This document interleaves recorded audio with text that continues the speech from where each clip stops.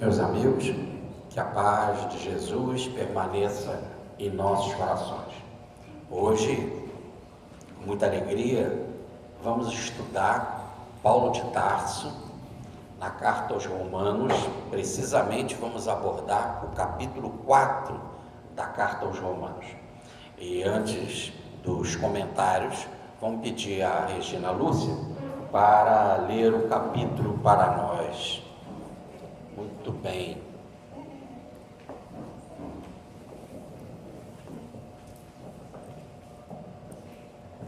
Romanos 4. Que vantagem, diremos, pois, que conseguiu Abraão, nosso pai, segundo a carne? Porque se Abraão foi justificado em virtude de sua observância, tem de que se gloriar, mas não diante de Deus. Ora, que diz a Escritura? Abraão creu em Deus e isso lhe foi imputado em conta de justiça. Ora, o salário não é gratificação, mas uma dívida ao trabalhador. Mas aquele que sem obra alguma crê naquele que justifica o ímpio, a sua fé lhe é imputada em conta de justiça. É assim que Davi proclama bem-aventurado o homem a quem Deus atribui justiça, independente das obras. Bem-aventurados aqueles cujas iniquidades foram perdoadas e cujos pecados foram cobertos. Bem-aventurado o homem a qual o Senhor não imputou o seu pecado. Essa bem-aventurança é somente para os circuncisos, ou também para os incircuncisos. Dizemos com efeito que a fé foi imputada a Abraão em conta de justiça. Quando lhe foi ela imputada? Depois ou antes de sua circuncisão? Não depois, mas antes de ser circuncisado. Depois é que ele recebeu o sinal da circuncisão, como selo da justiça que tinha obtido pela fé antes de ser circuncidado.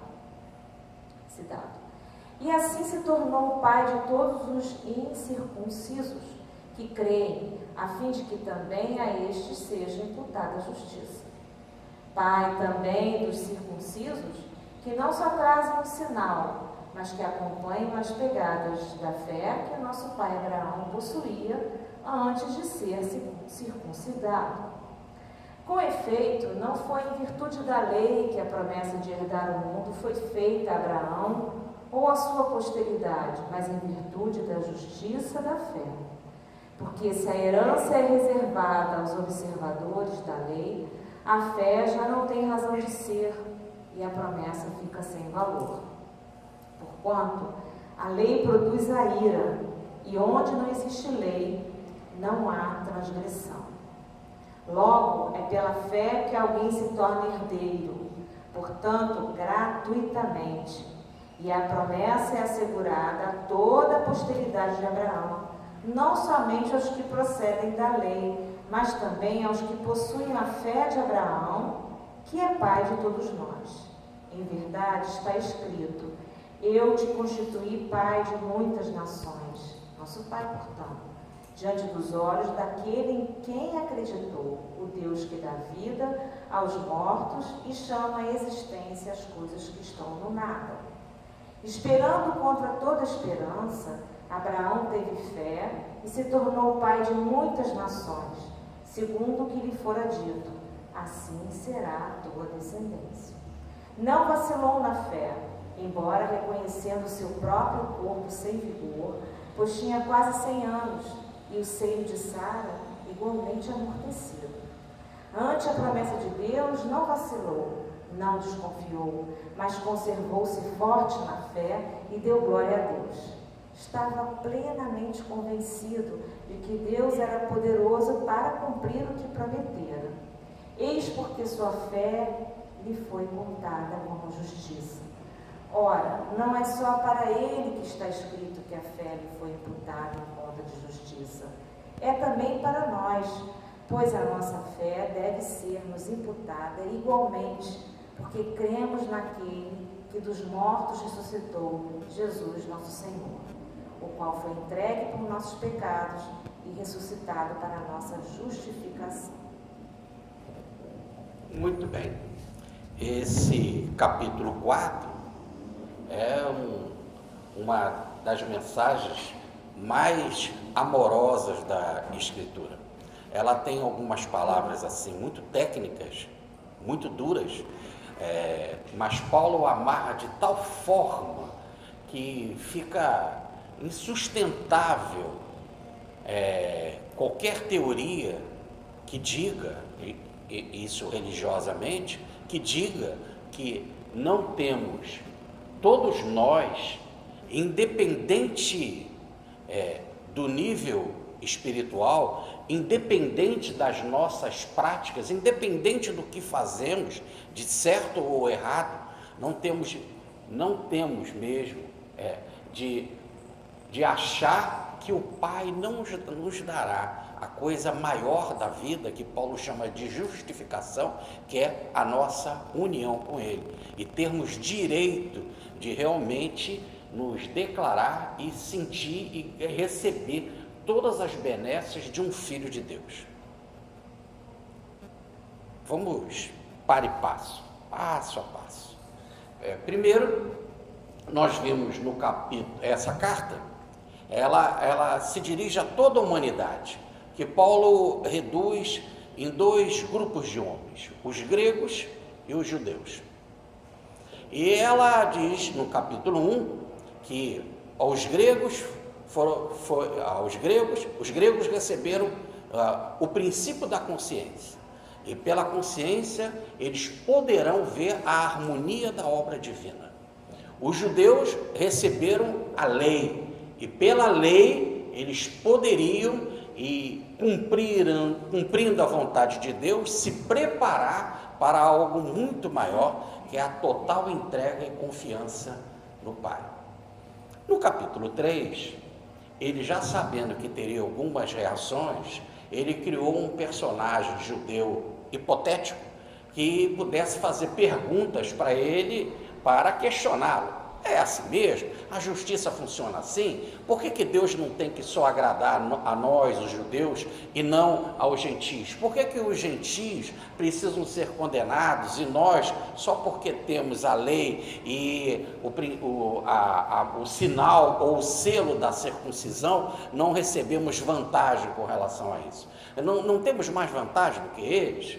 Aí Paulo termina esse capítulo 3 dizendo que todos somos iguais perante Deus, que Deus é Deus de todos, e Deus dará a justificação, a santificação, o processo de unidade com Ele para todos, tanto gentios quanto judeus, e que para isso surge um novo personagem, além do princípio da consciência, além do princípio da lei, que é nosso Senhor Jesus Cristo, um grande modelo para a humanidade.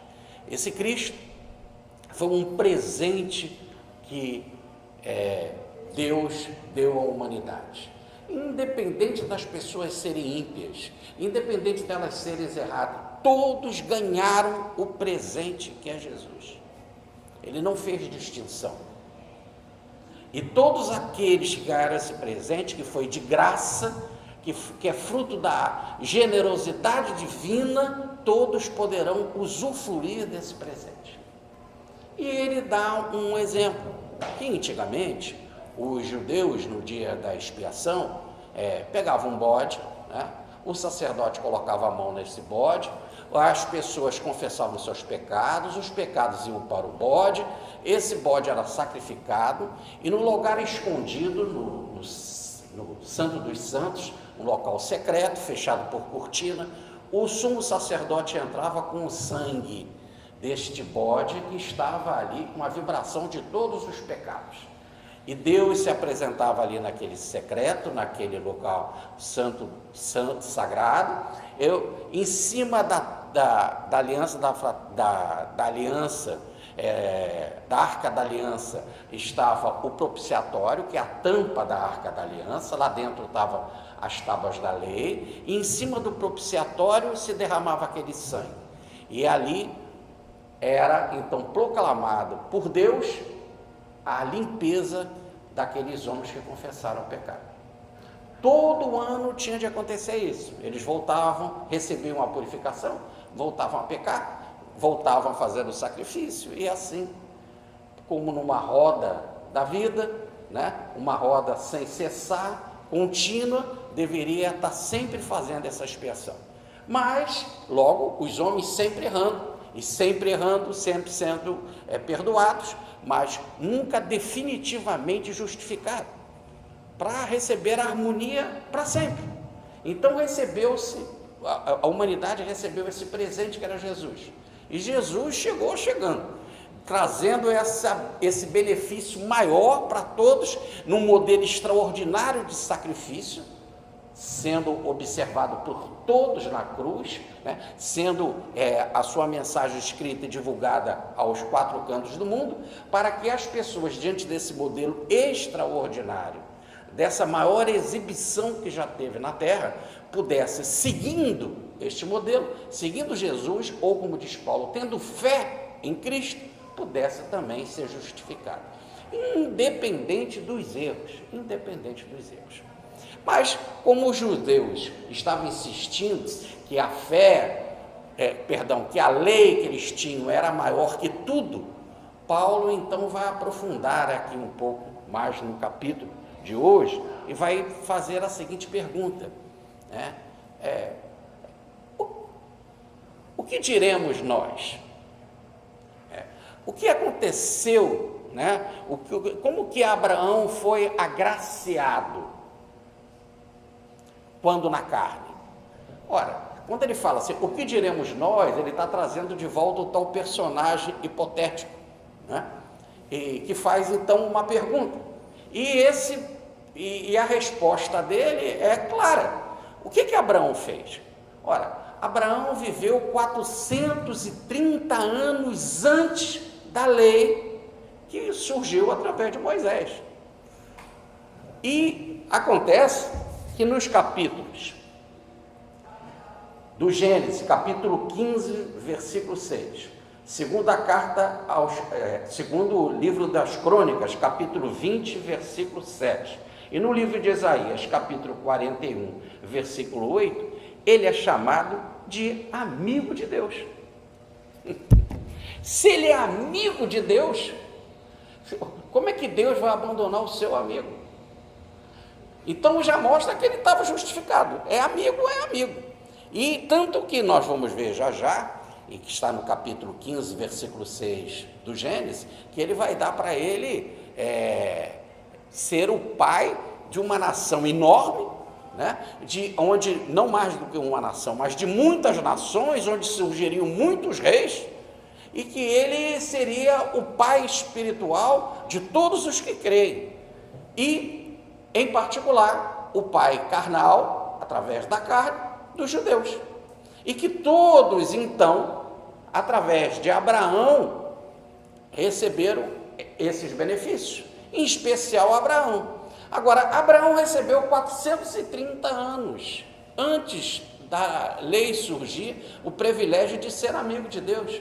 Então, diz Paulo, se ele recebeu essa justificação, o que ele teve de fazer? Nada, simplesmente foi um presente. Você é o meu amigo, se você é meu amigo, eu quero fazer esta promessa a você. Qual a promessa? Você será o pai de uma multidão de nações. Você será o pai da fé, e você é meu amigo, e eu vou te dar essa terra para você morar, a terra da promissão. Muito bem.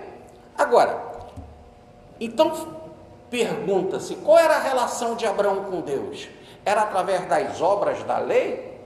Não se tinha lei, então era através do quê? Da fé.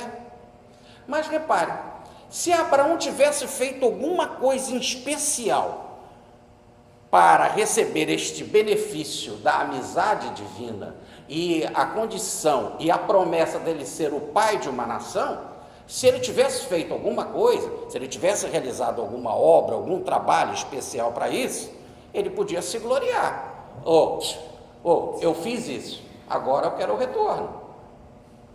Mas ele não fez, não tinha lei para mandar ele fazer nada, não tinha nada instituído. Então, diz Paulo, e aqui que é o o ponto aqui principal. Se ele tivesse feito alguma coisa, e ele poderia então se gloriar disso, se sentir o tal, se ele tivesse feito alguma coisa, ele teria de ganhar um salário. Se ele tivesse feito algum trabalho, ele tinha de ter um salário. Agora é estranho eu ter direito a um salário, porque todo trabalhador é digno do seu salário, mas eu não posso ter uma dívida com relação a Deus. Como é que pode? Eu fiz alguma coisa, agora Deus está me devendo. Deus ser devedor é impossível.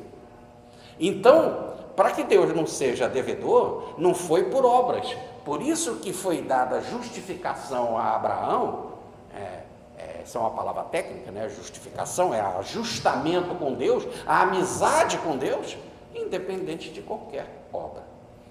Muito bem, vamos para o versículo 3. Ele fala assim: então Abraão só tinha essa fé, e por causa dessa fé foi imputado nele a justiça. Abraão acreditou em Deus, como diz as Escrituras. Acreditou, a palavra acreditar é uma tradução. A palavra no original é fé. Ele teve sintonia, harmonia com Deus. Ele teve a certeza de que Deus ia cumprir essa promessa. Que promessa? Gênesis capítulo 15, versículo 6. Você é meu amigo, eu vou te dar para ser o pai de uma nação numerosa. Ele acreditou em Deus. Pronto. Então diz o texto que foi imputado nele, ou foi, a palavra imputar no original é contabilizado. É uma contabilidade. Ou melhor, foi creditado na conta dele essa amizade, esta promessa, esse pacto abraâmico. O pacto abraâmico é antes da lei. E o que foi imputado, né? Foi colocado na conta dele, de graça, sem ele ter feito nada. Essa amizade. Porque Deus é assim, Ele é amor. Então Ele doa. E Ele não dá o seu espírito por medida. Ainda é muito interessante, porque em João, no capítulo 3, versículo 34, diz: Deus não dá o seu espírito por limitação. Ele se doa todo. A gente apanha dos benefícios de Deus segundo a nossa capacidade. Mas Ele, quando se doa todo. Ele é um amor inteiro. Ele é amor inteiro. E ainda tem uma outra passagem, que é lá na parábola do filho pródigo, que está em Lucas capítulo 15, versículo 31, quando Deus fala para aquele filho que permaneceu lá com ele na casa paterna: meu filho, tudo que é meu é teu, então não tem limite. Mesma coisa que ele fez com Abraão: você é meu amigo. E foi feita essa promessa: vou te dar a promessa, estou prometendo que você vai ser pai de uma multidão. E ele acreditou nisso. E isso foi o que se chama aqui de suficiente. Deus faria dele uma grande nação, e fez. E para isso, depositou em Abraão, acreditou em Abraão essa justiça. Aí a gente talvez fica assim pensando: como é que é isso? Vamos para uma linguagem assim mais popular possível, e nós vamos falar dos homens e de Jesus. Não estou falando de Deus, e sim dos homens. E olha que os homens são maus. Imagina Deus que é bom. Vamos pensar nos nossos filhos. O que os nossos filhos precisaram fazer para nós? Que obra eles tiveram de fazer? Que trabalho eles tiveram de fazer para a gente ensinar eles a andar, para a gente dar beijinho nele, dar carinho, dar comida, dar o mamar para eles? O que foi que eles fizeram? Nada. A gente simplesmente é pai, é mãe, ama e dá para os filhos, acabou. E não importa que filho que é, para todos, a gente dá. E o que eles fizeram? Nada. O que Abraão fez? Nada. Deus ama, acabou. Isso não quer dizer que uma pessoa errada não precisa ser consertada, que um filho errado não precisa ser consertado, mas o amor foi dado. Esse é o grande pacto. Ele faz um pacto de amor com todos, ficou claro? Sem fazer nenhuma distinção. Bom, vamos agora para os versículos 4 e 5. Então, se ele tivesse trabalho, precisava de um salário. E aí a grande pergunta que Paulo faz: é dádiva de Deus ou dívida de Deus? Dívida é se dissesse assim: vou fazer isso, né? Vou todo domingo à missa, e aí por causa disso, né, vou receber tal coisa. E agora você está me devendo. Eu fui lá, assisti aquela missa toda e tenho que receber alguma coisa. Fiz um sacrifício a Deus, fui lá, matei um cordeiro e etc. E o que Deus vai me dar em troca? Isso é dívida. Mas dádiva não é isso. Você não tem que fazer nada. Você não precisa trabalhar. Aqui, Paulo fala assim mesmo. Que trabalho precisa fazer? A gente não precisa trabalhar. Deus nos ama. Aí nós vamos assim para o pé da letra. Então Paulo está dizendo que o vagabundo pode... Não é isso. Todo aquele que é amigo de Deus, todo aquele que está unido a Deus tem caráter. Todo aquele que aceita o presente que é Cristo, tem o caráter de Cristo. Senão não aceitou o presente. Ele só está fingindo que gostou do presente. Sabe quando chega naquele Natal e a pessoa te dá aquele presente, um amigo oculto, que quase sempre que você devolveu no outro ano, daquele um presente que você não gostou, aí você, querida, e beijinho para cá. Isso, não aceitou o presente.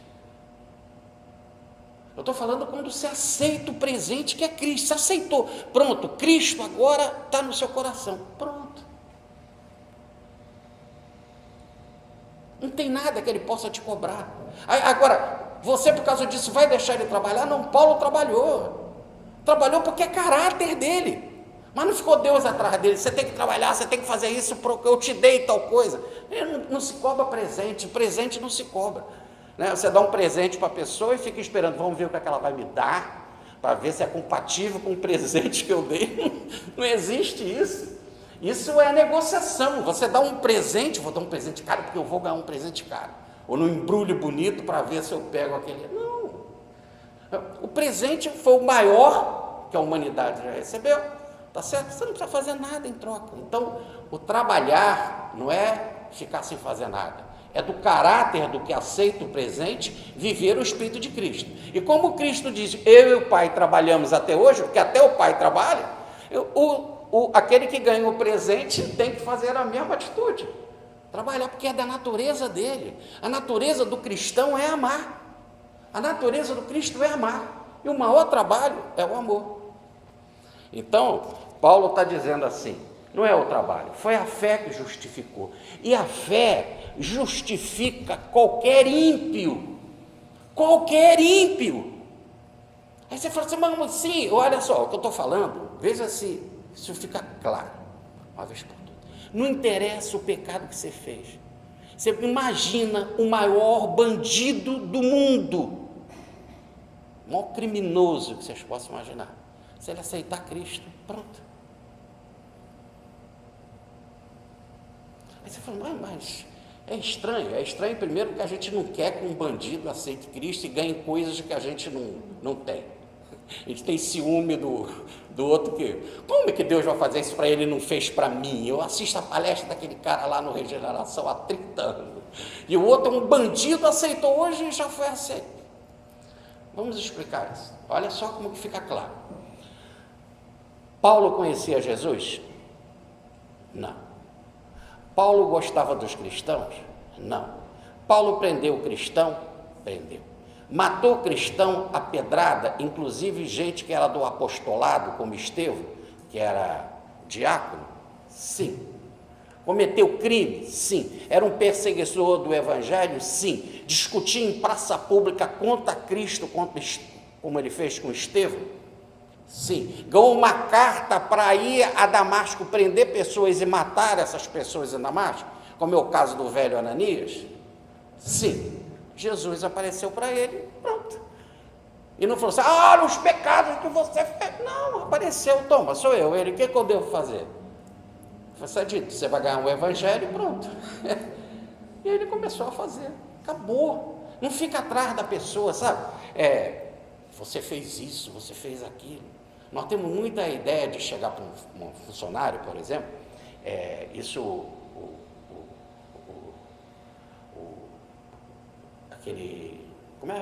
Ken Blanchard, que é autor daquele livro Gerente Minuto, que fala assim para as empresas. Você chega para o funcionário e fala, o funcionário faz uma coisa errada, aí você chega para o funcionário e diz, olha, você fez isso de errado. Então eu não quero que você faça isso. Você tem que fazer isso que é o certo. Tudo bem? Eu não gostei do que você fez. Aí pronto, acabou. O funcionário vai embora. Chega no outro dia, ele entra na empresa e faz, tá vendo? Como eu te falei? Não pode. Depois que você fez a repreensão, disse que foi o erro da pessoa, acabou. Morreu o assunto. Ou então ela não entendeu. Se ela não entendeu ainda qual é o certo, não explica outra vez, até ela entender o certo. Porque o grande dano para a lei é quando você comete o dano conscientemente. O maior pecado que você pode fazer é quando você faz conscientemente. Então, a coisa tem que ser esclarecida, bem esclarecida e esqueceu. Paulo não era um criminoso? Era. E por que hoje um criminoso que está na cadeia, se ele aceitar Jesus, pronto, começa uma nova vida. Aí você fala, bom, então tem que tirar ele da cadeia? Não. Existe uma lei, senão vira bagunça. Então ele vai ficar na cadeia, vai cumprir a pena dele, aquela coisa toda, mas a vida dele mudou. Se ele aceitou mesmo, mudou. E aí de lá ele sai e vai viver a vida que, qual? A vida nova. E ele vai ter problema na vida nova? Vai. Mas não é porque vão ficar perseguindo ele do passado. Ele vai ter problema na vida nova porque nós estamos num planeta atrasado e que as coisas dão problema mesmo. E se ele tiver uma vaidadezinha, aquele atraso nele vai espetar ele, como falou Paulo. Só isso. É isso que Paulo está dizendo. Se a gente pudesse entender o presente que é Jesus na nossa vida, o que ele está querendo? Receba esse presente e ganhe uma vida nova. Vai embora. Agora você vai ser perseguido. Sim, Paulo foi, Pedro foi, todo mundo, até Jesus, que era o próprio presente em si. E por quê? Porque o mundo é atrasado, o mundo se bate contra isso. O mundo se bate contra isso. Aí você mas Deus então podia ter um jeito, e vir aqui e mudar a cabeça de todo mundo. Mas aí eles seriam robôs. A aceitação tem que ser por amor. Aí você vem com muito amor, fala como você faz com o filho. Você não pode mexer no cérebro do filho e fazer o filho ser estudioso. Você tem que incentivá-lo a isso. É isso que fazem os mensageiros, os que receberam o presente de Cristo e vêm nos ajudando. Como as pessoas reagem, é muito sofrimento, como é um sofrimento para a mãe, um filho não estudar, um filho não passar de ano, um filho ser mal criado. Mas ela vai desistir, persiste, como o amor de Deus e o presente que é Cristo, persiste. Bom, mas esse é o caso do nosso Abraão, que viveu 430 anos depois da lei. E o que viveu depois da lei? Que é o caso, por exemplo, do rei Davi, né? Séculos depois de Moisés, nós temos o rei Davi. Se nós pensarmos, né, veio Moisés levou o povo judeu até a terra da promissão. Depois que foi para a terra da prometida, onde Moisés não entrou, veio o governo de Josué, que era o general em chefe de Moisés. Depois passou o período das leis, dos juízes, que os judeus foram divididos em tribos, e os juízes cuidavam da administração de Israel. Depois nós tivemos a implantação do primeiro rei, que foi Saul, né? Saul conhecia Davi, Saul tinha dores de cabeça enorme, Saul sofria um processo obsessivo, Davi foi chamado para cantar para ele, tocar harpa, ele se sentia melhor, e acabou nessa relação ele tendo ciúmes de Davi, e acabou ele saindo do poder e Davi entrando. Começa o reinado de Davi. Davi também foi escolhido, porque o profeta Samuel disse, é aquele que o Senhor quer. Ele foi ungido por Samuel, pelo profeta Samuel, quer dizer, Samuel aí é uma fé, é um canal com Deus, e disse que Davi era o escolhido. E começa então o reinado de Davi, que vai levar Israel à potência. Israel com Davi vai ser uma potência mundial e muito rica. Começa o reinado de Davi. E aí nós temos aqui os versículos 6, 7 e 8. E lá diz o texto que Davi declara: bem-aventurado e justificado aquele que cometeu iniquidade e pecados, e os seus pecados serão encobertos. Ou melhor, diz Davi declara: bem-aventurado o homem que Deus justificou, e que as suas iniquidades foram perdoadas e os seus pecados foram cobertos. Davi diz que esse é um bem-aventurado. E por que ele está falando isso? Porque ele está contando a história dele, Davi.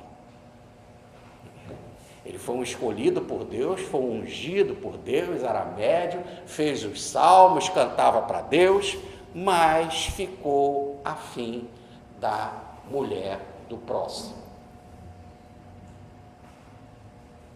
Ele, quando o exército já era poderoso, e o exército guerreava e tinha várias vitórias, e quando ele estava já sem necessidade de lutar, porque ele já tinha um exército muito bem constituído, que podia lutar sem a presença dele, e que ele ficava no palácio, e no palácio ele andava para um lado, andava para o outro. Mente vazia é um perigo. Por isso que diz Emmanuel, de forma maravilhosa, que o trabalho faz eu esquecer de mim mesmo, e a oração faz eu me lembrar de Deus. Aí nós temos dois vetores: trabalho e oração. Trabalho me une a Deus, oração me une a Deus, e trabalho faz que eu esqueça das minhas fraquezas. Ele sem trabalhar, sem orar, o exército lutando quando ele devia de estar lá incentivando os seus guerreiros, fazendo o seu papel de rei. Ele, com a mente vazia, foi na sacada da varanda e viu Betsabé, que tinha saído do banho, penteando os seus cabelos. E ele, como rei, disse: traga ela. Quem é ela?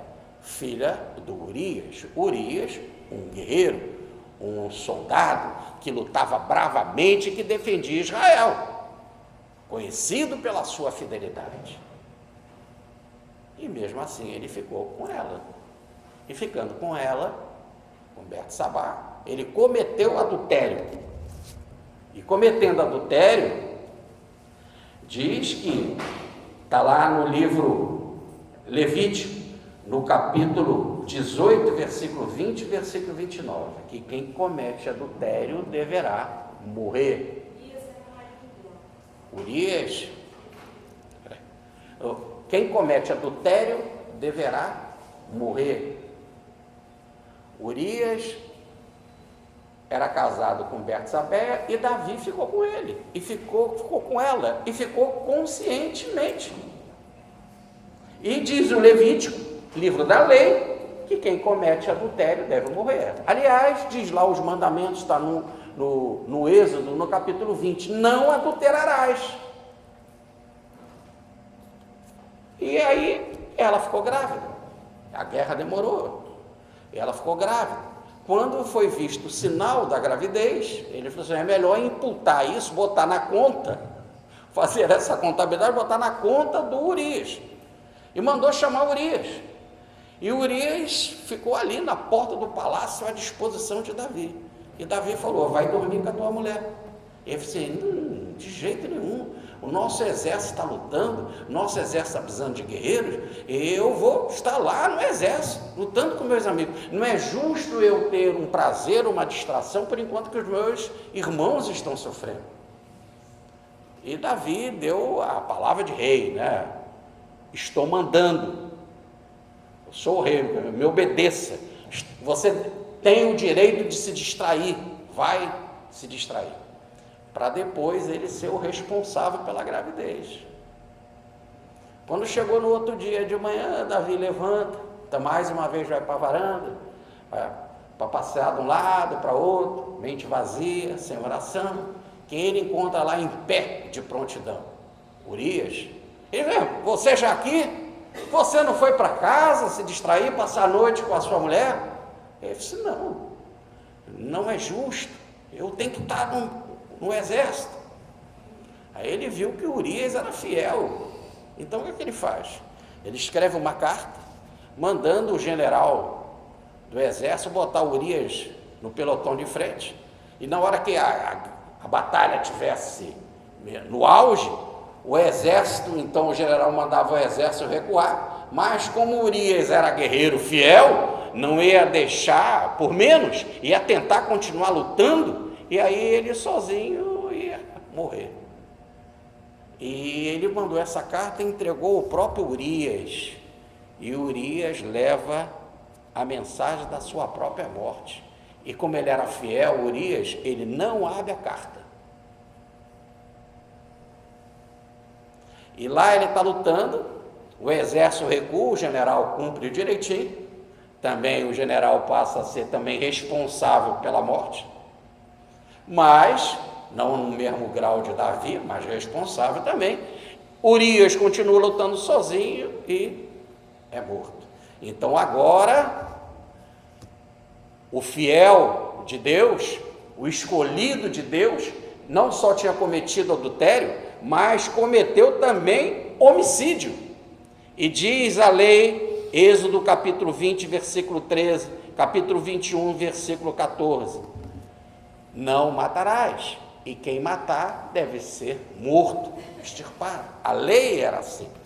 Então, pela lei, Davi cometeu 2 crimes. Adultério, deve morrer. Homicídio, deve morrer. E ainda foi duro para se arrepender. E o arrependimento dele gerou fome em Israel, gerou falta de chuva, tá certo? Ficou muito tempo sem chover lá, e muita seca, muita fome. Aí o profeta Natã foi chamado, mais uma vez o médium. A palavra profeta quer dizer órgão. A palavra profeta em hebraico quer dizer órgão. E que órgão é? O órgão da garganta, porque a mediunidade normalmente naquela época era da psicofonia, pela garganta, porque não tinha psicografia, porque raramente tinha alguém que sabia ler. Então era pela psicofonia, por isso que é o órgão da garganta. Então Natã, pelo órgão da garganta, diz assim, segundo o livro de Samuel, no capítulo 12, versículo 13 e 14, Davi diz para ele, pequei diante de Deus. E Natã diz assim, Deus perdoa a tua falta e não morrerás. Deus perdoa a tua falta e não morrerás. Olha, que coisa extraordinária. Se levarmos ao pé da letra, Saulo cometeu menos, não adulterou, mas matou. E matou um servo do Cristo. E o Cristo apareceu para ele e começa uma vida nova. Agora, com Davi, ele cometeu 2 crimes, adultério e homicídio. E mais um outro, foi lento em se arrepender. Quando ele viu a situação negra diante da vida dele, porque toda uma situação, porque quando veio aquela situação de fome, de falta de chuva e tal, que é fruto de uma mente desequilibrada. Toda vez que a mente está desequilibrada, a natureza geme dores de parto. Paulo vai falar mais lá na frente dessa carta aos Romanos. A natureza geme dores de parto, ou melhor, tudo em volta de nós fica ruim. Toda vez que a nossa mente fica em desequilíbrio, o nosso corpo sofre, a nossa psicosfera sofre, a família sofre, o ambiente sofre, porque nós criamos uma psicosfera desarmônica, em desequilíbrio, doentio. Ficamos num ambiente mórbido, caem as nossas fraquezas, caem as nossas imunidades, e nós somos atacados pelas doenças mais variadas, inclusive doenças espirituais, obsessivas, etc. As nossas barreiras se abrem. Então, quando Davi reconheceu isso, aí ele se arrependeu. É aí que está o ponto que não tinha na lei. Ele se arrepende profundamente. E ele fala, pequei diante de Deus. É a parábola do filho pródigo. O filho pródigo pega tudo que ele tinha da herança, vai gastando tudo com as meretrizes, vai para uma terra de ditadura, que passa fome, nem vagem dos porcos ele tinha para comer, mas ele pensa em Deus. Na casa do meu pai eu tinha tudo, vou para o meu pai. Quando foi essa atitude de ir, porque agora já não é uma atitude só de falação, ele partiu, fez o caminho, estava no trajeto, e aí é a atitude de que realmente era algo consciente que ele estava fazendo, algo verdadeiro, não era falso. Então, quando o filho pródigo partiu, o pai foi ao encontro dele e deu para ele logo o anel da família, entre outros presentes. Anel, quer dizer, você pertence à família, está justificado, eu te quero de volta, eu te amo, e pronto, terminado ali o assunto. Agora, Davi então se arrepende profundamente. E qual é a confirmação que o arrependimento era verdadeiro? Vem Natã e diz, Deus perdoou a tua falta, não morrerás. Porque ele tinha de morrer, porque ele fez adultério e cometeu suicídio, mas a lei vai ser mudada. Aqui a lei vai ser mudada? Não, não vai ser levada em consideração. Então existe algo que é maior que a lei, é quando você muda a mente em direção para Deus. Quando você está com a mente sem direção para Deus, você tem que ter lei, não roubar, não matar. Se você rouba e mata, você tem que sofrer por causa disso. Agora, se você vira a tua mente como se fosse uma antena para Deus, está em sintonia com Deus, aí a lei já não funciona mais, vai funcionar um outro princípio. Não que a lei termine, mas vai funcionar um outro princípio, que é o amor de Deus. Começa então uma nova vida. Mas não quer dizer que essa nova vida vai ser fácil, porque quem comete todos esses erros, evidentemente, falta determinados conhecimentos, tem determinados impulsos diferentes. O primeiro problema, ele criou uma desarmonia na gestação de Betsabé, e ela vai perder o filho. Olha o ambiente como é que ficou. O primeiro filho, mas depois ela vai engravidar e vai nascer até Salomão. Olha como Deus, aí no caso é generoso. Salomão, o maior, o rei mais sábio de todos, ninguém se vestiu como Salomão, disse Jesus. Mas aquela primeira situação do ambiente tem que ser tratada, tem que ser curada, e gerou um caos, é o resultado do caos, e nunca mais a vida de Davi vai ser uma vida de sossego. Não que Deus estivesse trazendo problema para ele, mas era consequência de todo o mau exemplo que ele deu. Agora eles vão ver irmão contra irmão, filho contra filho, de Davi guerreando. Ele vai ver o Atofiel, que era um general dele, traindo ele vai ver vários inimigos poderosos na frente dele. E aqui eu preciso da ajuda de vocês. Já arrumei. Obrigado, querido. Então, ele vai ter todos perseguindo ele, os inimigos poderosos. Por quê? Porque ele deu um mau exemplo. Então a gente não pense que é castigo de Deus. Olhe bem, como ele deu exemplo para a família, os filhos vão querer poder, um irmão não vai gostar do outro e um vai matar o outro. Os vizinhos, ou melhor, os povos que ele lutava, vão ver assim, viu? Ele é um mentiroso, olha o que ele fez, olha a atitude dele, é um criminoso, esse Deus dele é fraco, e vão partir com força para cima dele, e assim, etc. Mas isso não quer dizer que ele não foi perdoado e justificado. E aí ele vai falar, então bem-aventurado é esse, que Deus perdoa, cobre os pecados, e a iniquidade é perdoada. Isso é uma frase que ele vai cantar num salmo, ele vai fazer um cântico sobre esse problema dele, que está no Salmo 32, versículo 1 e 2. E o que é essa coisa do pecado perdoado? É quando ele passa da linha. Eu tinha dito que a maior transgressão é quando ele passa da linha. O jogador de futebol sabe que se ele fizer falta, vai ser punido. Mas se ele fizer uma falta além daquela linha, vai ser pênalti, vai ser muito mais grave. E a falta de Davi, ele tinha consciência do que ele fez, mas mesmo assim, quando ele se arrependeu, foi perdoado. Então há uma lenda no judaísmo, muito arrumadinha, que serve bem aqui para essa passagem, né? Por que Deus faz isso? Não, a gente queria, e nós falamos assim, tem que ter justiça, e ele tem que ser preso, e esse tempo que ele ficou na cadeia é pouco, as pessoas falam. Cabe ao juiz, o juiz divino, quando ele analisa bem as coisas, é que ele é que tem o verdadeiro controle. E mais do que isso, como ele ama, porque ele quer que todos se transformem, a atenção dele, toda a sua atitude é para o amor, ele é sempre pedagógico. Então há uma lenda que diz o seguinte, baseado num texto das Escrituras, que é Jeremias, no capítulo 50, versículo 20, é um profeta Jeremias, a lenda diz o seguinte, que todo ano, no dia da expiação, quando aquele bode morria, eles falavam o pecado, acontecia o seguinte, que Satanás vinha estar com Deus ali naquele momento, e botava-se uma balança, e Deus colocava ali as boas obras dos judeus. E por que ele botava boas obras? Porque Deus é amor, ele no fundo ele só queria ver as boas obras para que o homem crescesse, fosse viver em harmonia com ele. E Satanás botava as obras ruins.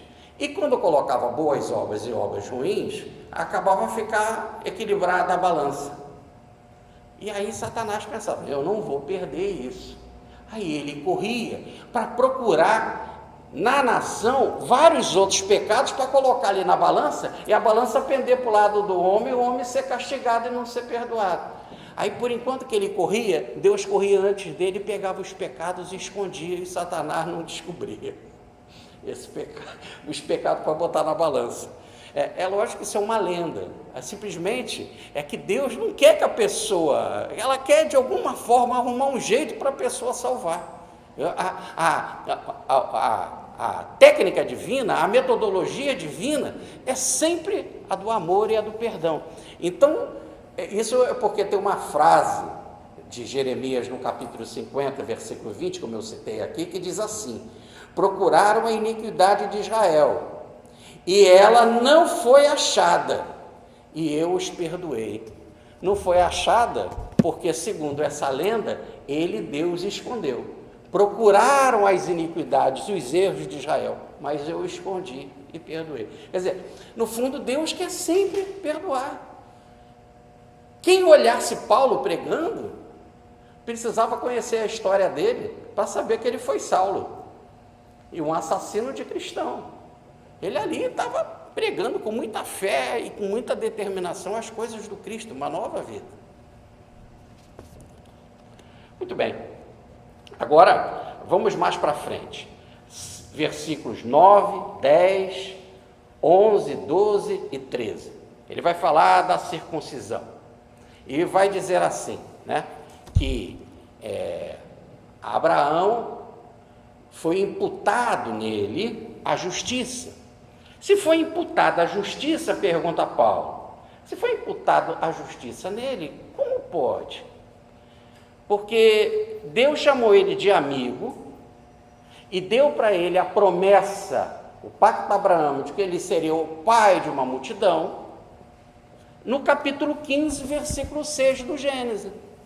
No capítulo 15, versículo 6, está lá, você é meu amigo e será o pai de nações numerosas, onde virão muitos reis, será o pai espiritual de todos os que creem. Deus isso fez no capítulo 15. No capítulo 17, Deus chama ele e fala assim, quero fazer um selo para essa promessa. Esse selo, que as traduções botam sinal, e selo aí é a marca de Deus, quando você bota o selo, antigamente eles escreviam e botavam o selo do rei, né, a marca da fidelidade, aquilo tem valor, aquela mensagem. Então é algo firme, que é o selo de Deus, é algo firme, inabalável, É uma promessa, e se ele botou o selo dele, imagina se botar o selo de Deus e ele voltar atrás, ele quebrar esse selo. Impossível, é inabalável, né? E o que acontece é que no capítulo 15, você é meu amigo e eu te dei essa promessa, esse pacto, que você será o pai de uma nação numerosa. Está aí a promessa. No capítulo 17, quero botar um selo nesse pacto que eu fiz com você. Você, o seu filho Ismael já era nascido, o filho de Abraão com a escrava Sara, e todos os homens da sua tribo serão circuncisados. Façam um corte no prepúcio e circuncisa todos eles. Ou melhor, vão ganhar a marca, um selo desta promessa que eu estou fazendo. Que promessa? Que você será pai de uma multidão, né? Que todos que creem terão a justificação. Agora, ele primeiro diz que Abraão é amigo e faz a promessa. Depois é que Abraão vai fazer o corte no pênis. Ele, os filhos deles e todos os homens que vão ganhar, através de Abraão, a promessa de viverem numa terra de promissão. Ora, foi feito antes da circuncisão, então não precisou da circuncisão. A circuncisão é apenas um ritual, uma marca para que os homens lembrassem, não que é aquilo, a circuncisão em si, a marca que é a salvação. Deus salvou Abraão, Deus justificou Abraão e deu para ele a promessa e fez o pacto antes da marca de Abraão, no pênis, antes do selo. Para que os homens fossem sempre lembrados, e o ato sexual é algo importantíssimo, porque ele gera vida, e é o impulso biológico mais forte que tem, que é o impulso sexual. Então, se ele é assim tão forte, porque é o que faz sobreviver a espécie, junto com o impulso da alimentação, né? Porque o impulso da alimentação faz você sobreviver individualmente, mas se não tiver o sexo, não sobrevive a espécie. Tudo terminaria. Então, ele, diante de um impulso tão forte, que é o impulso criativo, o impulso de mantenedor da vida, diante da vida, eu quero dizer que toda a vida me pertence, toda a vida deve estar consciente de que me pertence. Então, foi antes da circuncisão que Davi foi que Abraão foi justificado, passando então a ser um pai da multidão. E agora vamos para os versículos 14, 15 e 16.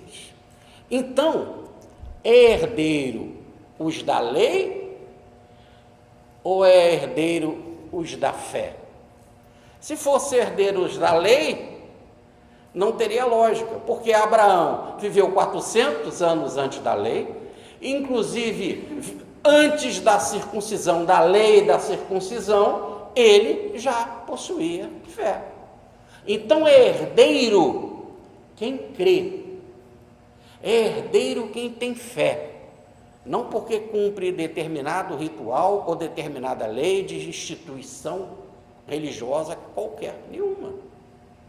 Herdeiro só aquele que pela fé se une a Deus. Ora, é aí que diz, essa fé não pode, ou melhor, essa promessa que Deus deu a Abraão não pode ser anulada. Ela é algo firme, inabalável, porque senão a palavra de Deus desmoronaria. E como ele deu a palavra dele, né, e Abraão creu nisso, acabou, está resolvido. Então, os herdeiros realmente não são aqueles que são da lei de Deus. Os herdeiros são aqueles que têm fé em Deus. E automaticamente, quando você tem fé em Deus, você cumpre a lei. E até se não cumprir a lei, como é o caso de Davi, e Davi surgiu depois da lei, e não cumpriu a lei, foi adúltero e foi homicida, deveria de morrer segundo a lei, mas ele se arrependeu, e se ele se arrependeu, passou a ser homem de fé, e se ele passou a ser homem de fé, de sintonia com Deus, então os seus pecados foram perdoados.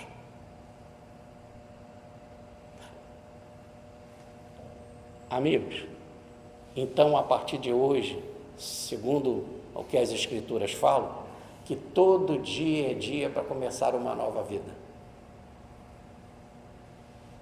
Não importa, como diz Paulo, eu caí, tenho um problema, eu caí, ele afirma, mas eu me levanto e começo uma nova trajetória. Olha o que Jesus falou para a adúltera, que deveria ser apedrejada, né? Depois que todos foram embora e não apedrejaram a adúltera, Jesus fala para ela: mulher, cadê os que estavam te condenando? Foram embora, sim, dos mais velhos para os mais novos. Disse Jesus: eu também não te condeno. Ora, mas ela, por adultério, deveria ser morta, apedrejada.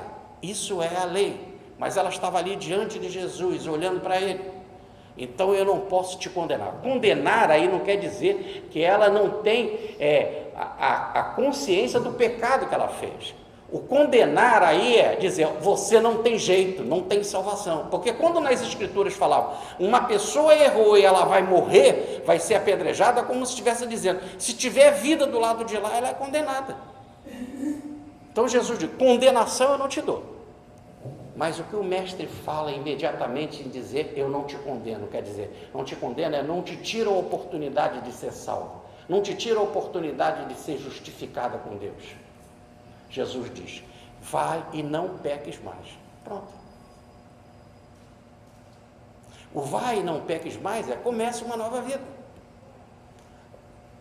Aí Jesus disse, para não te acontecer coisa pior. Porque cada vez vai agravando mais os nossos problemas. E quando mais vai agravando, mais difícil vai ser a nossa recuperação.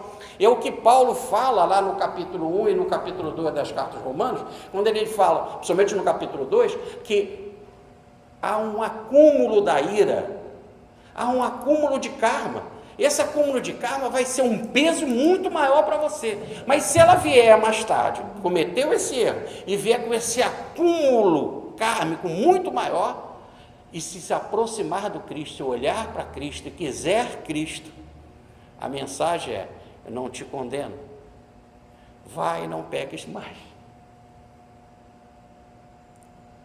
E Francisco de Assis vai explicar isso para o ministro da ordem franciscana. Se uma pessoa chegar na sua frente com pecado, perdoa, que ela não vai embora sem receber o seu perdão. E se depois ela pecar na sua frente, perdoa. E se depois ela cometer 1000 pecados, perdoa. Você não tem direito, Frei Elias, não tem direito absolutamente nenhum de fazer algo que não seja perdoar. A mensagem sempre é do amor. Agora, não quer dizer que o outro não vai ter que ser corrigido. E o corrigido é para ele ter o aprendizado e não cometer mais erro. Houve uma discussão certa vez no Grupo Ismael, onde frequentava o doutor Bezerra, e eu só quero aqui abrir um parênteses. O doutor Bezerra entrou para o espiritismo prático no Grupo Espírita Fraternidade, onde ele foi fazer a desobsessão do filho dele, do Antônio, né? O menino foi curado, a desobsessão foi resolvida.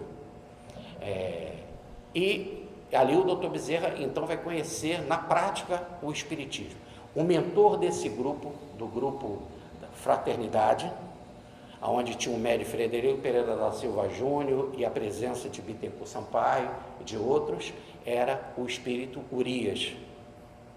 Só para fazer uma ponte, tá? Muito bem. Então, o doutor Bezerra, quando curou o Antônio, ele tinha por princípio que ali frequentando o espiritismo, ele precisava ter uma nova oportunidade, uma nova vida. E lá no Grupo Ismael, houve certa vez, aí ele vai frequentar o Grupo Ismael, doutor Bezerra, e vai ser presidente da FEB e vai levar o Grupo Ismael para dentro da federação.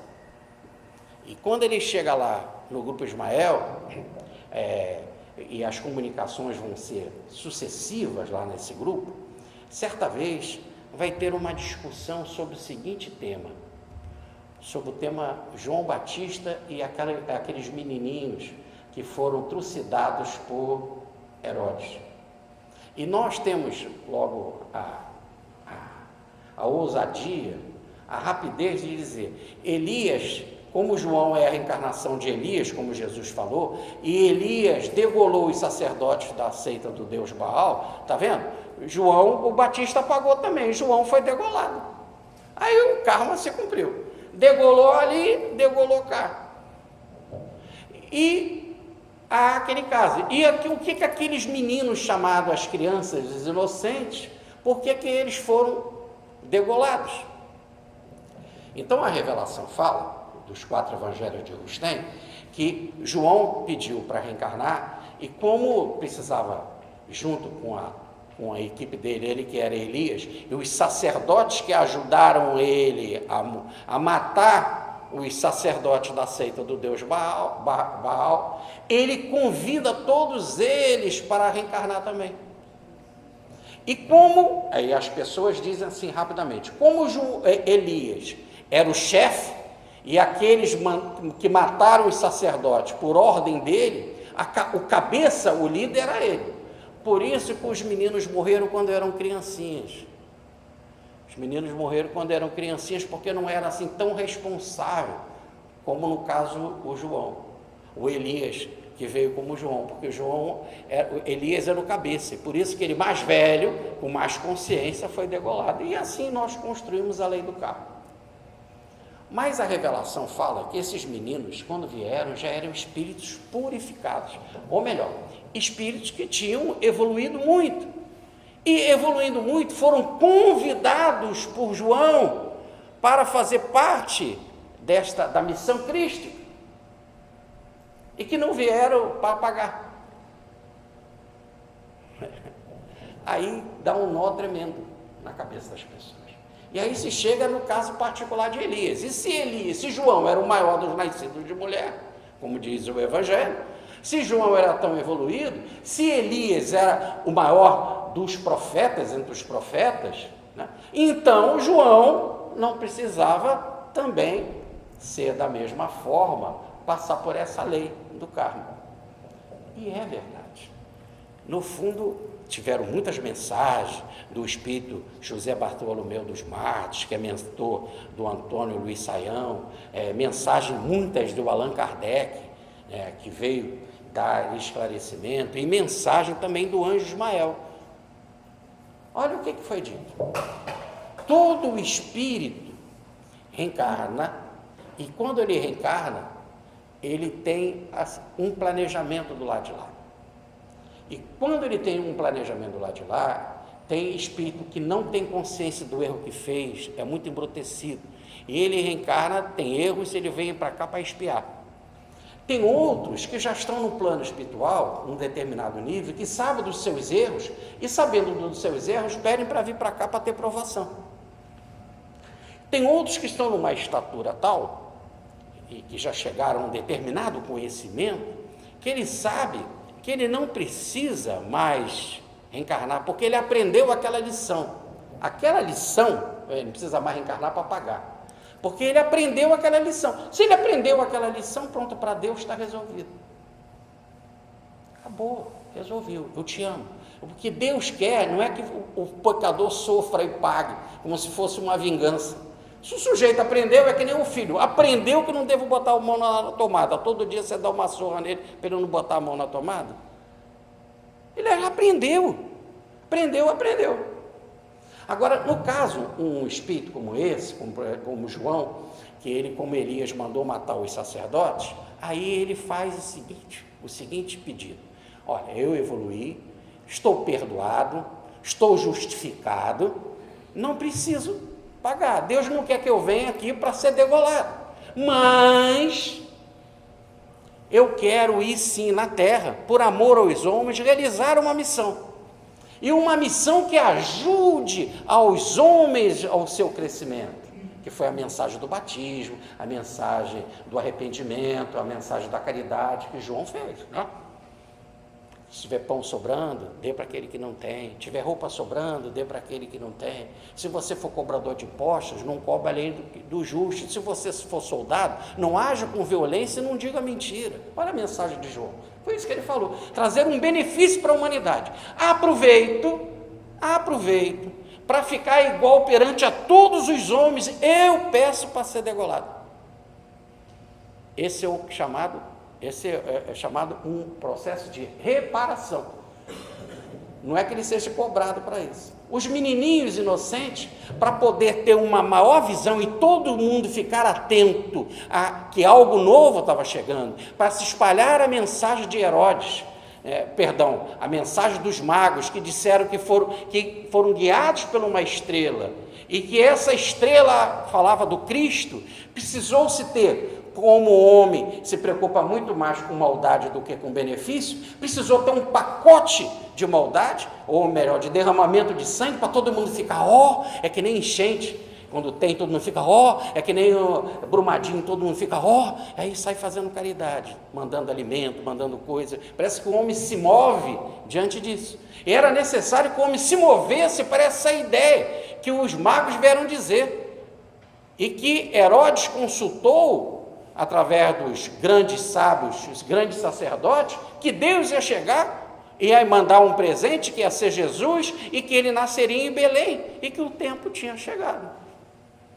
É só para dar ibope, porque ibope faz com que você olhe. E eles então vieram aqui e pediram essa missão.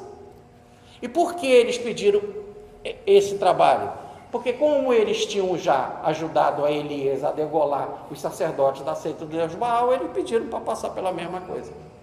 Ponto passivo. Paulo está dizendo isso. Não importa se você é Davi, não importa se você é Abraão. Eu não sei qual foram os erros que Abraão cometeu, mas era 400 anos antes da lei e Deus chamava ele de amigo. Davi foi depois da lei, errou e foi perdoado. Paulo foi depois da lei, sabia como era a lei, não matar, e matou Estevão. E foi perdoado. Agora, não quer dizer que você não vai ter que aprender. Então, herdeiro, diz Paulo, herdeiros aqueles que receberam a graça e o presente. E essa fé, como é uma promessa inabalável de Deus, quem recebeu esse presente que é Cristo, se unindo a Cristo, tem tudo aquilo que precisa. Agora, versículos 17, 18, 19 e 20. Abraão, então, o pai de muitas nações, pela fé em Deus, que aceita que ele vivifica os mortos e que chama as coisas que não são como se fossem, ou melhor, chama para a existência. Então vamos explicar isso. Abraão aceitou pela fé algo extraordinário e por causa disso foi justificado para ser o pai de muitas nações.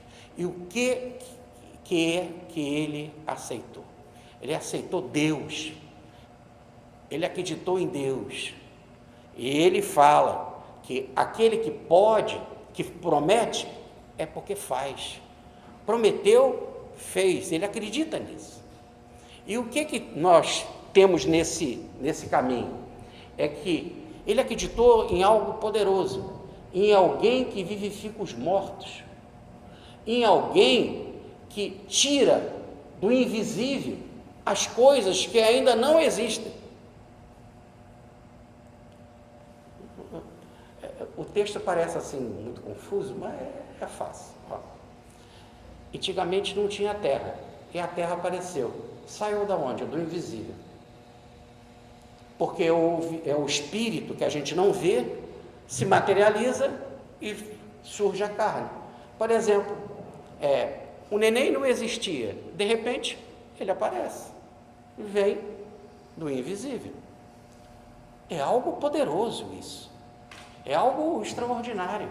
Como ele tira do invisível, que para as pessoas o espírito é invisível, e e cria as coisas.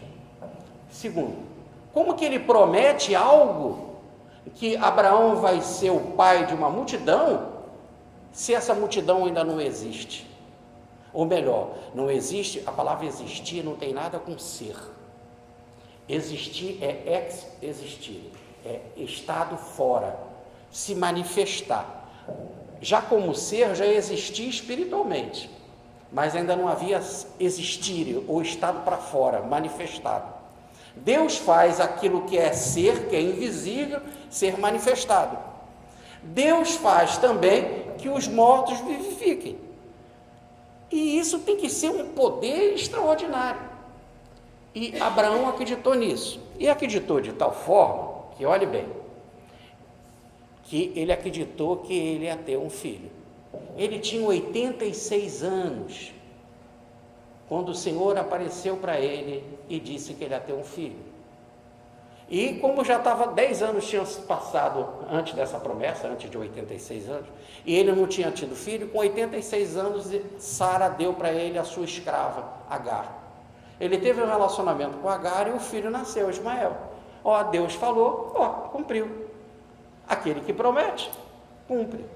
Poxa, mas ele teve algo extraordinário, porque ele ficou esperando 10 anos. Olha a esperança. Ele esperou 10 anos e Deus cumpriu. E cumpriu quando ele tinha 86 anos.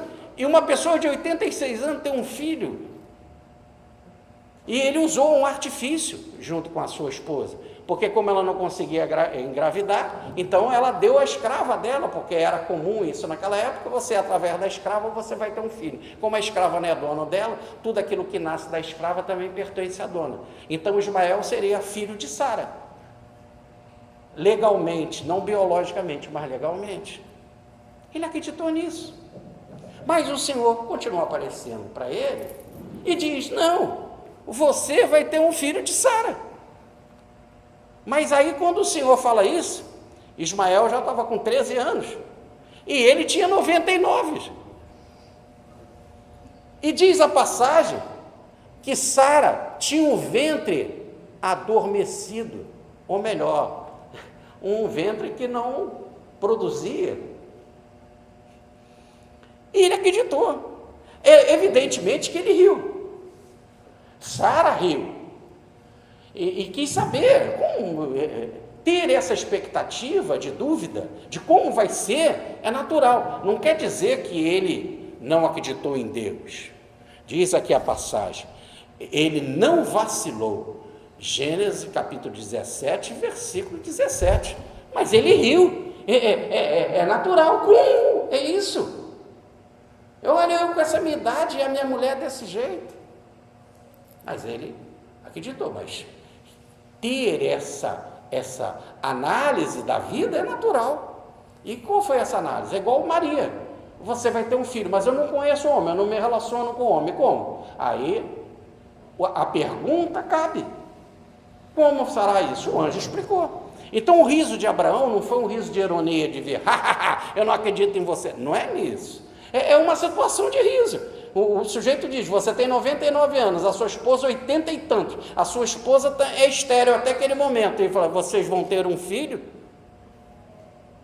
É para rir, mas rir mais talvez de contentamento, mas porque ele acreditava nesse Deus, que ele já tinha visto coisas maravilhosas acontecerem, mas ele ficou nessa expectativa. Imagina um homem que vem andando, eu vou contar uma história para vocês. Imagina um homem que vem andando e chega num rio. Ele chega no rio, esse rio está cheio de gelo, ele tem que atravessar para outra margem. Então ele pensa assim, se eu pisar no gelo, esse gelo pode quebrar, eu vou afundar e morrer. Então eu já sei, em vez de eu botar o meu peso todo, eu vou devagar. Eu vou um pouco, me arrasto, e vou mais um pouquinho, e me arrasto, e vou mais um pouquinho, eu vou me arrastando, porque eu não sei qual é a espessura do gelo. Aí eu vou me arrastando, porque cada parte do gelo vai ter um peso menor. E se cair a parte de baixo, ainda tem a parte de cima, e assim eu vou indo. É natural, ele não sabia que o gelo era espesso. Quando ele está atravessando, vê uma carruagem puxada, 2 cavalos, e uma família dentro dessa carruagem, e ela disparada, e rapidamente atravessa o rio. Por quê? porque o cavaleiro que estava lá comandando a carruagem sabia que o gelo era espesso, ele não sabia. Então, depois que você conhece o mecanismo, aí você passa por cima daquele rio com facilidade. Quando você não sabe o mecanismo, você vai se arrastando. Então, o que isso está querendo dizer é que Abraão foi se arrastando dentro da possibilidade do conhecimento dele. Porque dentro da possibilidade do conhecimento dele, um homem de 99 anos, uma mulher estéril com 80 e tantos anos, não pode ter filho. Ah, mas eu acredito nesse Deus. Se eu acredito nesse Deus, algo poderoso. E nasceu Isaac. Isaac nasceu, ganhou até o nome de sorriso. Isaac é sorriso, que passou a ser o sorriso dos paizinhos, né? Pai com 99 anos. Mas é algo tal esquisito que parece que Abraão ganhou um revigoramento, porque ele continuou e com Sara. E Sara chegou a 127 anos. E com Sara, com 127 anos, né? Ela, quando estava lá com os depois de ter 100 e poucos anos, antes de morrer, o rei Abimeleque viu Sara e ficou afinzão dela. Então significa que ela ganhou um rejuvenescimento, não me pergunto. E aqui o texto não está querendo explicar isso, está querendo explicar que Isaac acredita. O grande problema é que a gente ri porque a gente não acredita. A gente não acredita que pode ser revigorado. Será que tem um mecanismo? Será que tem algo maior? Vamos continuar analisando a cabeça de Paulo. E o rei Abimeleque, depois, o rei Abimeleque não quis mais ela, e até deu uma grana para Abraão para pedir desculpa, porque Deus ia matar ele, porque ele ia ficar com a mulher do outro. Mas ele não sabia. Ele não sabia. Mas acontece que há uma coisa também muito interessante. Davi, quando ela morre com 127 anos, e Davi era mais velho que ela, Davi casa com Querute. Ele ainda casa, e diz o texto, eu trouxe aqui para vocês, de algo maravilhoso, está aqui no capítulo 25 do Gênesis, né? No capítulo 25 do Gênesis, que ele casou com Quetura, e ainda teve outros filhos com Quetura, e vai desencarnar com 175 anos. O Abraão, e ele só vai desencarnar com 175 anos. Agora, veja, isso daqui não é para a gente raciocinar, isso não pertence aos nossos conhecimentos científicos, ponto final.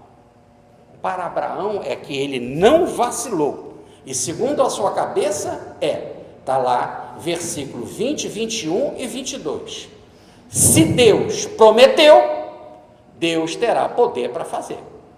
E é o que o anjo falou para Maria.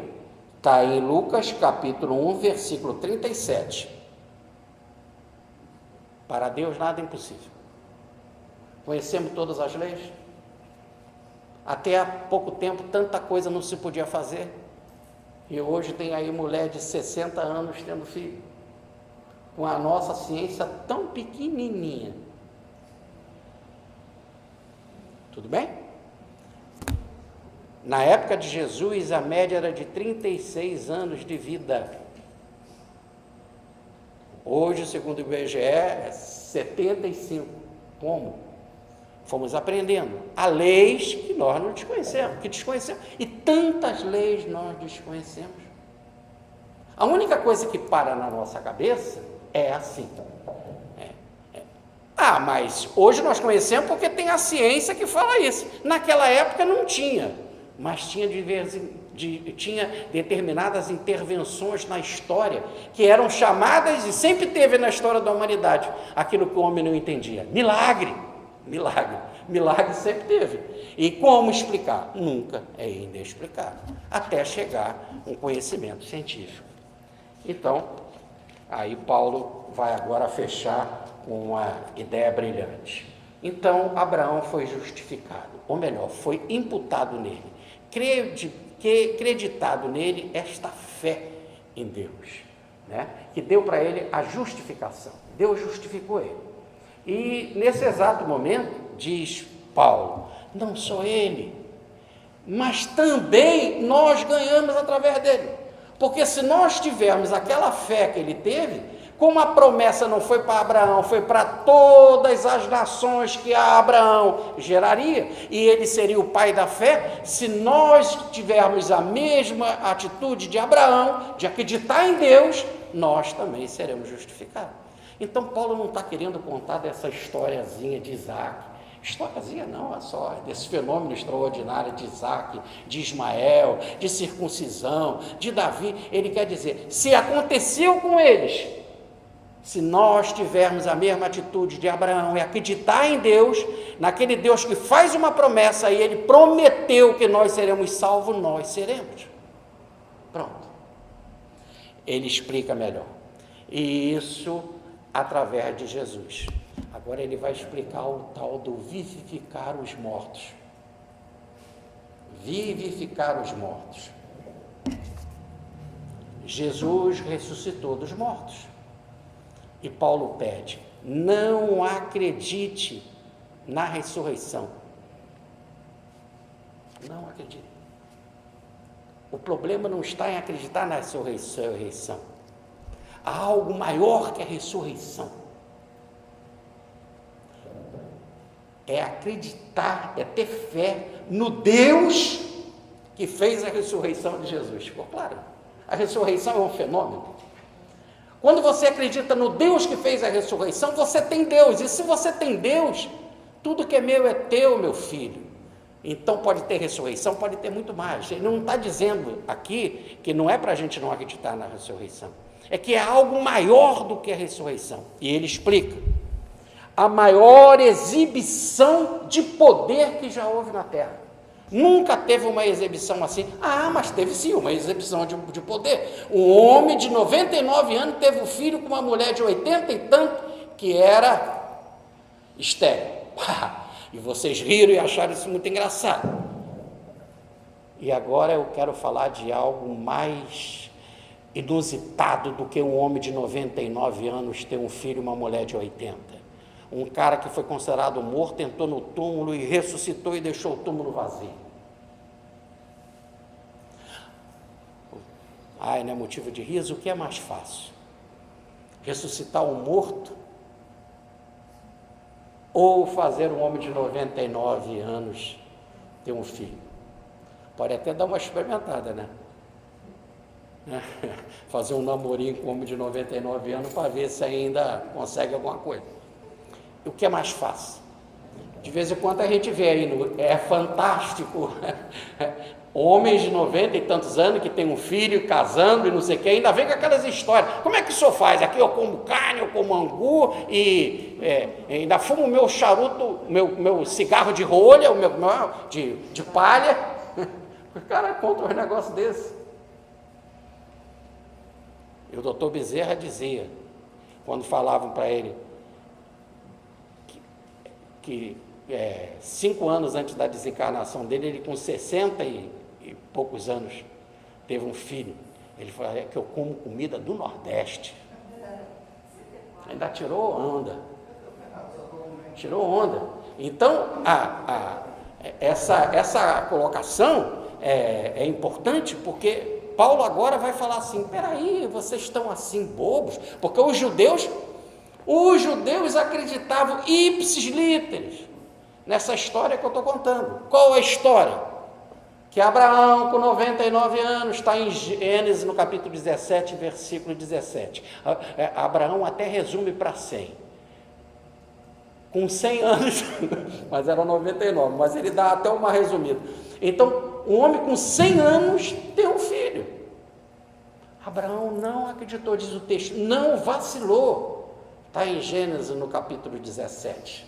Não vacilou. E continua acreditando. Se ele fez a promessa de que eu vou ser um pai de uma multidão, é você. E aconteceu que ele foi o pai de Ismael e pai de Isaac, vieram uma multidão. Por Ismael, a multidão árabe. Por Isaac, a multidão judaica. Por Ismael, 12 tribos árabes. Por Isaac, 12 tribos de Israel. Então, foi pai de uma multidão. E como ele é pai não só por descendência, mas ele é pai da fé, como diz Paulo, pai dos que acreditaram, se ele é pai da fé, ele é mais do que pai da família biológica judaica, mais do que pai da família biológica árabe, ele é pai de todos aqueles que têm fé, logo ele é pai de todos os cristãos, por isso de todas as nações, porque em todas as nações tem cristãos. É algo poderoso, ele acreditou, não vacilou. Agora ele fala assim, mas esse Deus que fez isso com Abraão, que é algo poderoso e que Abraão não vacilou, esse mesmo Deus vivifica os mortos e tirou o Cristo do túmulo e ressuscitou Jesus. E isso que ele quer dizer, isso é a graça, é o presente. Diz ele, foi a maior exibição que Deus fez. E se é algo assim tão poderoso, que é o poder disso, né? Não é só acreditar na ressurreição, mas a fé naquele que tem poder para isso, essa entrega de Jesus, diz ele, foi por causa das nossas transgressões. Mais extraordinária que se pergunta, mas que coisa é essa? Eu nunca vi um fenômeno assim, tirar uma pessoa do túmulo. Mas por que Deus fez isso? Por que Deus fez isso? Diz Paulo aqui de uma forma maravilhosa, porque tinha tantos transgressores, que ele resolveu cuidar desses transgressores. E nada melhor do que o amor de Jesus, a entrega de Jesus, a exibição de Jesus, para sacudir essas mentes e elas voltarem para Jesus. Ou melhor, como diz Pedro, na sua primeira carta, no capítulo 2, versículo 24, ele não poupou o seu próprio filho, para que o seu filho pudesse dar exemplo. Aí vocês poderiam dizer assim, então foi o que aconteceu com Cristo, foi uma reparação? Sim, o Cristo não precisava vir aqui, mas havia essa imensa multidão de transgressores. Aí o pai pediu, vai lá meu filho, mas ele não pede para ninguém vir aqui, como foi o caso de João, e como foi o caso dos meninos degolados, para que eles viessem aqui serem degolados. Vocês poderão ir lá para ajudar, mas eles pedem isso. Eles pedem que querem ser degolados para haver uma reparação igual a todos. O Cristo também não precisava vir aqui. Mas aí o pai pediu. Mas diferente de João, você não precisa ser degolado, diferente das menininhas, não precisa ser degolado. E isso é uma cooperação com Cristo. Ele pediu, meu filho, vai para a cruz. Porque nós precisamos fazer uma exibição tal, que mesmo que aquele que vai para a cruz, que era a pior morte que tinha naquela época, você vai para o túmulo e eu vou te ressuscitar, para ter uma exibição extraordinária. Então, nesse caso, houve o pedido para o sacrifício. Pai, que não seja feita a minha vontade, mas a tua. Se é necessário que eu passe por esse cálice, eu vou passar, porque o cálice era divino. Aí ele vem.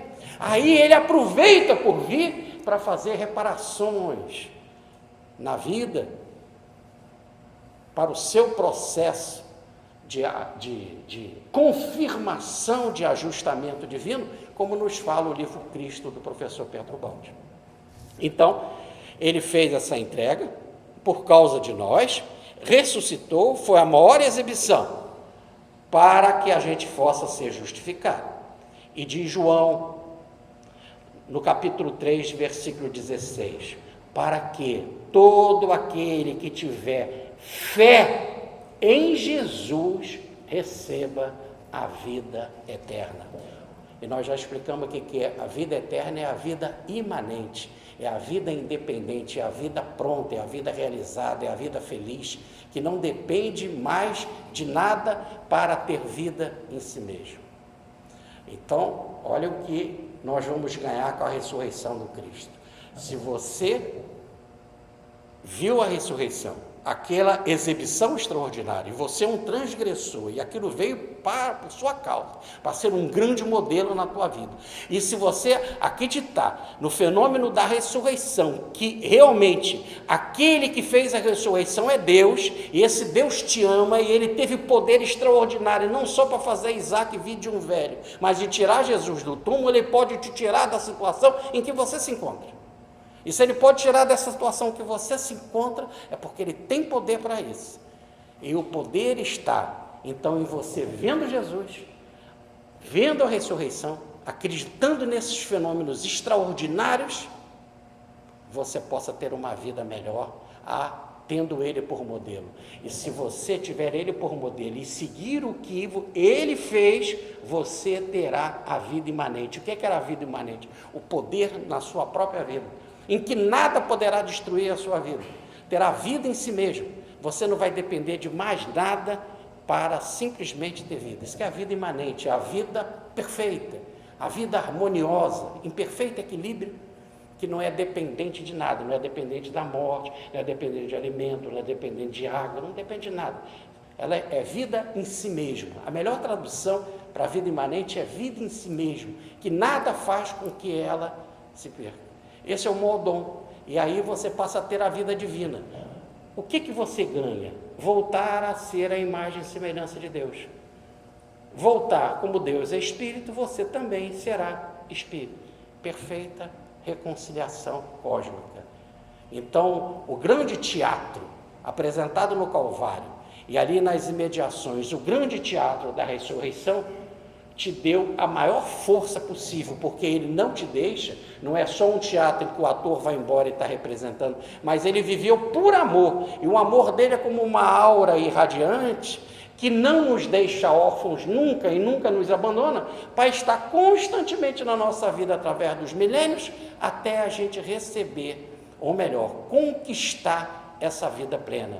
Vim para que tivesses vida, vida em plenitude, vida em abundância, vida em si mesmo, vida imanente, que as Escrituras traduzem por vida eterna. Muita paz, fique com Deus.